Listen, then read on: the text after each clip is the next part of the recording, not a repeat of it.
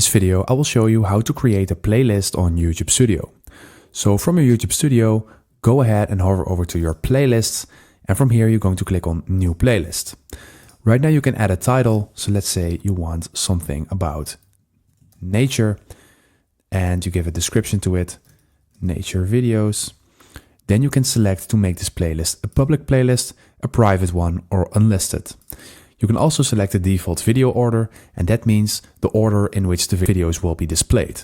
So do you want the newest to oldest, from oldest to newest, the most popular, date added to newest to oldest, oldest to newest, or you want it manually sorted in YouTube and then you can sort it yourself. You can also add existing videos to your playlist by clicking on this.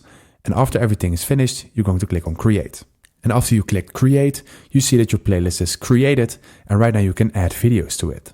You can also see the analytics from this playlist and you can change the details again.